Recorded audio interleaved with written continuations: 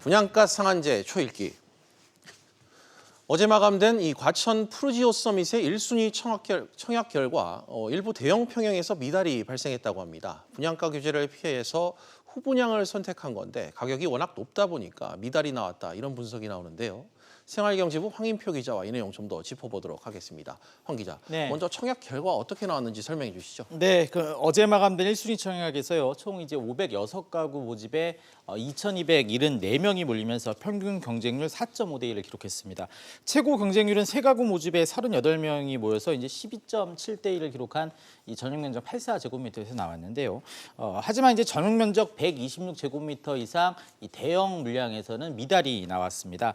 가격이 변수였는데 이 아파트는 후분양으로 진행이 돼서 분양가 규제를 받지 않다 보니까 3.3제곱미터당 분양 가격이 4천만 원 수준인데 강남과 거의 맞먹는 그런 수준이죠.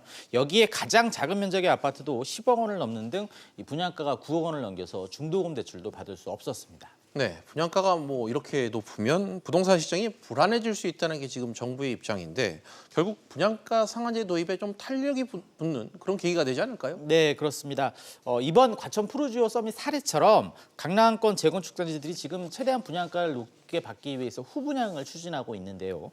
분양가를 막무가내로 크게 올려서 주변 아파트값도 덩달아 오르는 등 여러 부작용이 생길 수 있다 보니까 국토부가 분양가 상한제 적용 기준을 완화하는 방안을 준비 중입니다. 이르면 이제 다음 주쯤에 윤곽이 나올 것으로 예상이 되는데 현재는 이미 관리 처분인가를 받은 재건축 단지의 경우 이 상한제 적용 대상이 아니지만 국토부가 시행령을 바꿔서 입주자 모집을 하지 않은 모든 재건축 아파트를 대상으로 이 분양가 상한제 적용을 확대 적용할 가능성도 있습니다. 네, 그야말로 제도가 어떻게 시행될지 초미의 관심사인데 상한제를 하면 공급이 줄어든다, 아니다, 논란이 많은데 좀 전망이 어떻게 되고 있습니까? 네, 일단 공급이 줄어든다 이런 입장은 좀 건설업계가 내놓고 있는데 재건축의 수익성이 떨어지다 보니까 이제 재건축을 하지 않을 것이고 이에 따라서 새 아파트 공급이 줄고 기존 아파트 값만 더 오를 것이다, 이런 주장입니다. 실제로 2007년 말 상한제 시행 후에 전국 아파트 인허가 물량이 예전에 비해서 줄어든 것을 이제 근거로 내세우고 있습니다.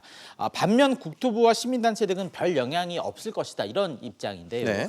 먼저 2008년부터 인허가 물량이 줄어든 건 글로벌 금융위기 등에 따른 경기 불황 탓이고 설사 서울의 재건축 아파트가 줄어든다고 하더라도 수도권의 30만 가구에 달하는 3기 신도시가 공급되기 때문에 이 신도시가 서울의 아파트 수요를 충분히 흡수할 것이다, 이런 설명입니다. 결론적으로 분양가 상한제로 아파트 공급이 꼭 줄어들 것이다, 이렇게 단정짓기는 좀 어려워 보입니다.